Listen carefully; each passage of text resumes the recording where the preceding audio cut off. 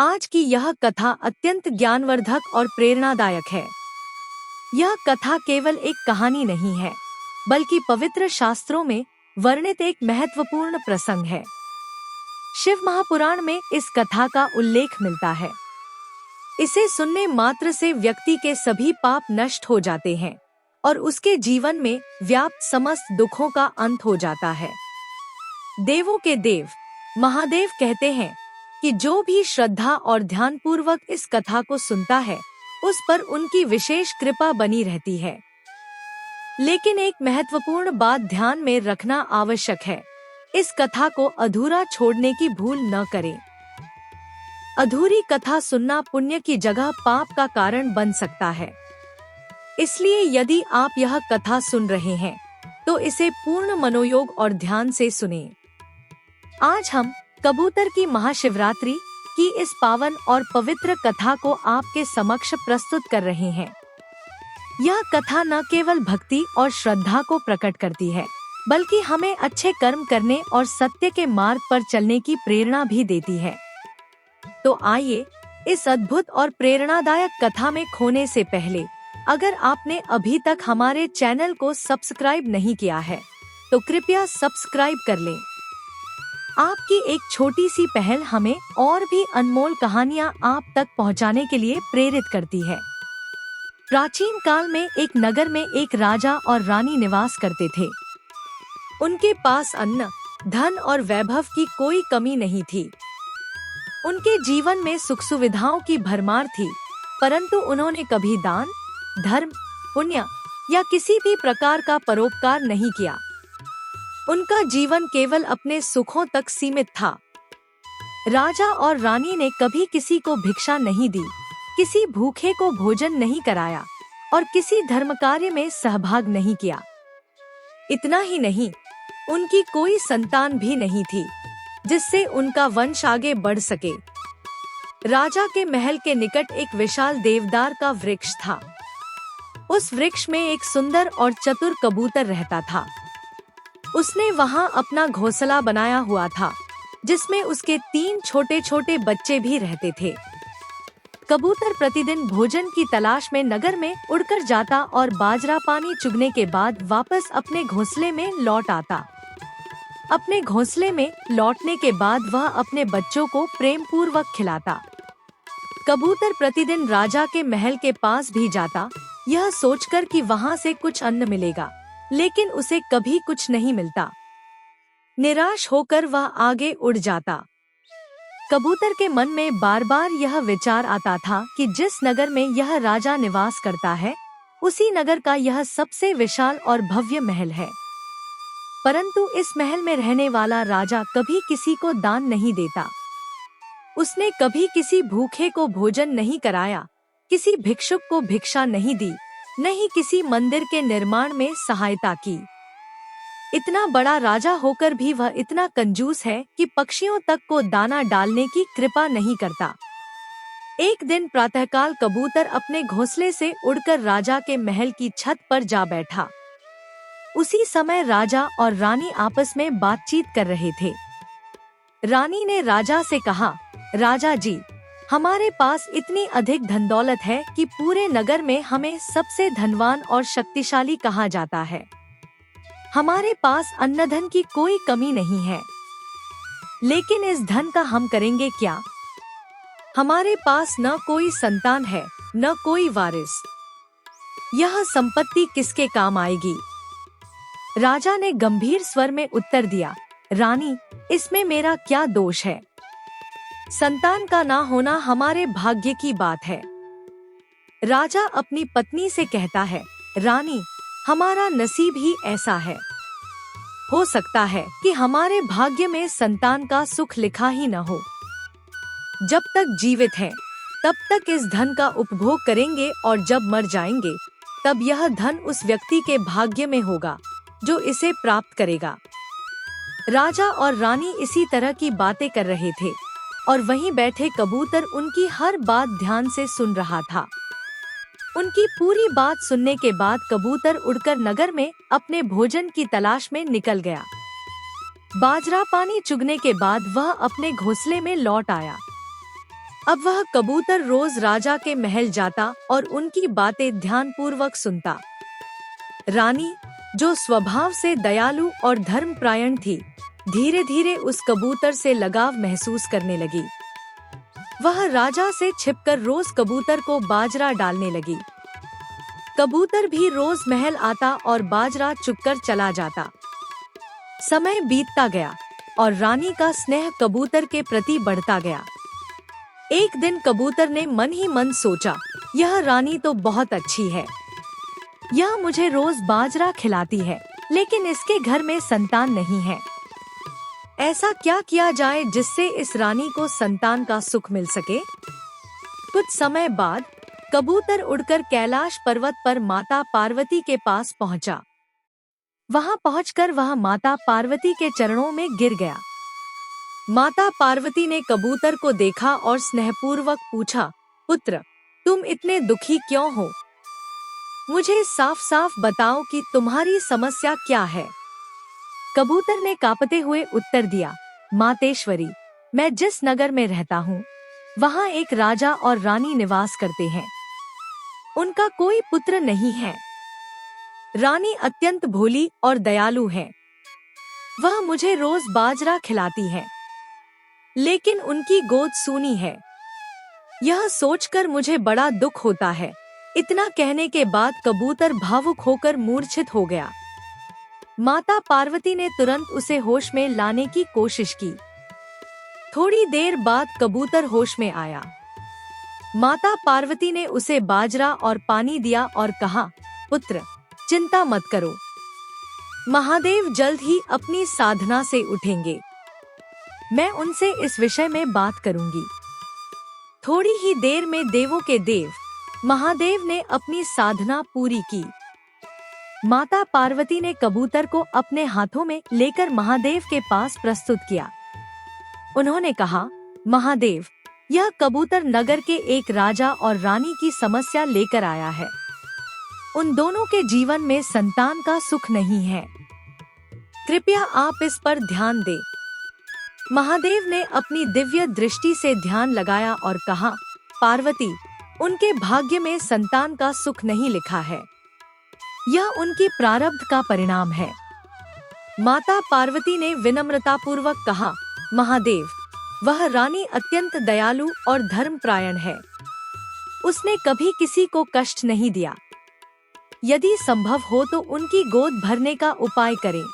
माता पार्वती ने महादेव से निवेदन करते हुए कहा, हे प्रभु, यदि उनके भाग्य में संतान नहीं है, तो आपको कृपा करके उन्हें संतान देनी होगी। यह कबूतर बहुत दूर से अपनी आशा लेकर आया है। इसे खाली हाथ लौटाना उचित नहीं होगा। महादेव ने गंभीरता से उत्तर दिया, पार्वती, तुम हर बार अपनी जिद में मुझे ऐसी स्थिति में डाल देती हो। अगर उनके भाग्य में संतान नहीं है, तो मैं उसे कैसे संभव बना सकता हूँ? माता पार्वती ने दृढ़ स्वर में कहा, हे महादेव, यह कबूतर हमारी शरण में आया है। इसे निराश लौटाना धर्म के विपरीत होगा। यदि हम इसे खाली हाथ भेजेंगे, तो इसका विश्वास टूट जाएगा। महादेव ने विचार करते हुए कहा, पार्वती, वह राजा और रानी नास्तिक हैं। उन्होंने अपने जीवन में कभी कोई पुण्य का कार्य नहीं किया। न वे वेदशास्त्र पढ़ते हैं, न ईश्वर की भक्ति करते हैं। न उन्होंने कभी दान किया और न ही भूखों को भोजन कराया। अगर वे धर्म के मार्ग पर चलें, ईश्वर का भजन करें, मंदिर जाएं, दान पुण्य करें और अपने कर्मों को सुधारें, तो मैं उन्हें पुत्र का आशीर्वाद दे सकता हूँ। पार्वती ने सहमति जताते हुए कहा, तो ऐसा ही होगा प्रभु। मैं सुनिश्चित करूंगी कि वे धर्म का पालन करें। महादेव ने कबूतर की ओर देखते हुए कहा, जाओ और राजा रानी को हमारा संदेश दो। यदि वे धर्म का पालन करेंगे, तो उन्हें अवश्य संतान की प्राप्ति होगी। कबूतर ने महादेव और माता पार्वती को प्रणाम किया और अपने घोंसले की ओर लौट गया। राजा और रानी को जब यह संदेश मिला, तो उन्होंने अपने जीवन में बदलाव लाना शुरू किया। उन्होंने शिवरात्रि का व्रत किया, मंदिर में पूजा की, भूखों को भोजन कराया और दान पुण्य के कार्य किए। 9 महीने बाद उनके घर एक सुंदर पुत्र का जन्म हुआ। उनके जीवन में पुत्र के आने से खुशी का माहौल बन गया। पहली शिवरात्रि, फिर दूसरी, और इस प्रकार 5वीं शिवरात्रि आ गई। लेकिन 5वीं शिवरात्रि के करीब कबूतर चिंतित हो गया। उसने देखा कि राजा और रानी ने पुनः अपने पुराने स्वभाव को अपना लिया है। न वे मंदिर जाते, न पूजा पाठ करते और न ही धर्म का पालन करते। कबूतर ने मन ही मन सोचा, महादेव ने तो संतान का आशीर्वाद उनके धर्म कर्म पर निर्भर रखा था। यदि वे इसी तरह धर्म से विमुख रहेंगे तो कहीं ऐसा न हो कि महादेव उनसे उनका पुत्र छीन ले। कबूतर ने निर्णय लिया कि वह फिर से कैलाश पर्वत जाएगा और महादेव और माता पार्वती को यह स्थिति बताएगा। उसने मन ही मन निश्चय किया, मुझे किसी भी तरह राजा और रानी को उनके कर्तव्यों की याद दिलानी होगी, ताकि वे अपना धर्म पालन करें और अपने पुत्र का भविष्य सुरक्षित रखें। कबूतर सोचने लगा, यदि राजा और रानी धर्म का पालन नहीं करेंगे, पूजा पाठ नहीं करेंगे और भूखों को भोजन नहीं कराएंगे, तो उनके पुत्र को गंभीर कष्ट सहने पड़ सकते हैं। वह अपाहिज हो सकता है और जल्द ही उनकी गोद सूनी हो जाएगी। यह सोचकर कबूतर बेहद चिंतित और दुखी हो गया। कबूतर ने मन ही मन कहा, मैं राजा और रानी को चेतावनी कैसे दूं? वे मेरी भाषा नहीं समझते, न ही मेरे संकेतों का अर्थ जान सकते हैं। अब मुझे क्या करना चाहिए? इन विचारों के साथ कबूतर बहुत परेशान हो गया। तब तक उसके बच्चे भी बड़े हो चुके थे। वह कबूतर अपने बच्चों से कहता है, बच्चों, अब तुम अपना ध्यान रखना। मैं कुछ दिनों के लिए कहीं जा रहा हूँ, जल्द ही लौट आऊंगा। यह कहकर कबूतर अपने घोंसले से उड़ान भरता है और सीधे कैलाश पर्वत पहुंचता है। कैलाश पर पहुंचकर वह माता पार्वती के चरणों में गिर पड़ता है। माता पार्वती उसे अपने हाथों में उठाकर कहती है, पुत्र, अब तुम्हें क्या परेशानी है? तुम्हारी प्रार्थना से तो राजा और रानी को पुत्र की प्राप्ति हो चुकी है। अब और क्या चाहिए? कबूतर नम्र स्वर में कहता है, माते, मैंने राजा और रानी को धर्म के मार्ग पर लाने की बहुत कोशिश की, लेकिन वे अब भी अपने पुराने स्वभाव में जी रहे हैं। न वे मंदिर जाते हैं, न पूजा पाठ करते हैं, न भूखों को भोजन कराते हैं। यदि वे इसी प्रकार चलते रहे तो उनका पुत्र संकट में पड़ सकता है। माता पार्वती ने कबूतर को सांत्वना दी और कहा, पुत्र, शांत हो जाओ, हम इस विषय में महादेव से बात करेंगे। इसके बाद माता पार्वती ने महादेव से कहा, हे प्रभु, यह कबूतर बहुत परेशान है। राजा और रानी अपनी जिम्मेदारी नहीं निभा रहे हैं। आपको स्वयं वहां जाकर उन्हें सही मार्ग दिखाना होगा। महादेव गंभीर स्वर में बोले, पार्वती, हमने पहले ही उन्हें उनकी संतान का आशीर्वाद उनकी भक्ति और कर्मों पर आधारित दिया था। यदि वे धर्म का पालन नहीं करेंगे तो हम क्या कर सकते हैं? माता पार्वती ने दयालुता से कहा, प्रभु, यह कबूतर हमारी शरण में आया है, इसे निराश करना उचित नहीं होगा। मैं स्वयं राजा और रानी को धर्म के मार्ग पर चलने के लिए प्रेरित करूंगी। महादेव ने सहमति जताई और कहा, ठीक है, चलो, हम राजा और रानी को उनके कर्तव्यों का बोध कराते हैं। यह सुनकर कबूतर ने प्रसन्नता से महादेव और माता पार्वती को प्रणाम किया। इसके बाद वे तीनों राजा और रानी के महल की ओर चल पड़े। जैसे ही कबूतर महादेव और माता पार्वती के साथ राजा और रानी के महल के पास पहुंचता है, महादेव और माता पार्वती साधु का रूप धारण करके दरवाजे पर आते हैं। वे रानी से विनम्रता से कहते हैं, माता, हमें बहुत भयंकर भूख लगी है, कृपया हमें कुछ भोजन दे। अगर आप हमें भोजन नहीं देंगी तो हम आपको शाप देंगे और आपका घर नष्ट हो जाएगा। रानी डर के मारे घबराई हुई थी, लेकिन उसने अपने हाथ जोड़कर कहा, हे बाबा, कृपया हमें शाप न दें, हम आपको भोजन जरूर देंगे। फिर रानी महादेव और माता पार्वती को अपने महल के अंदर ले जाती है और उन्हें स्वादिष्ट पकवानों से उनका आदर करती है। रानी का पुत्र भी घर में इधर उधर घूम रहा था। कभी वह महादेव और माता पार्वती को रोटी लाकर देता, कभी सब्जी तो कभी मिठाई। यह देखकर माता पार्वती बहुत खुश होती हैं। माता पार्वती सोचने लगी, यह सब महादेव के आशीर्वाद से हो रहा है। यही महादेव का प्रसाद है जो यह बच्चा इतना चंचल और दयालु है। महादेव और माता पार्वती भोजन करने के बाद महल से जाने लगते हैं। तभी राजा और रानी दोनों हाथ जोड़कर उनके सामने आते हैं और कहते हैं, हे बाबा, कृपया हमें शाप न दें। हम आपकी कृपा से ही अपने पुत्र को पा सके हैं। हम जानते हैं कि हमने बहुत गलतियां की हैं, लेकिन अब हमें सही मार्ग पर चलने की आवश्यकता है। कृपया हमें मार्गदर्शन दें। महादेव गंभीर स्वर में कहते हैं, राजा और रानी, ध्यान से सुनो।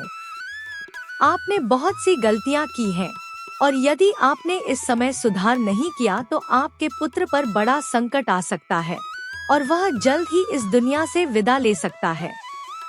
यह सुनकर राजा और रानी भयभीत हो जाते हैं और महादेव के चरणों में गिरकर कहते हैं, हे बाबा, कृपया हमें कोई उपाय बताएं, हम इस पुत्र को खोना नहीं चाहते हैं।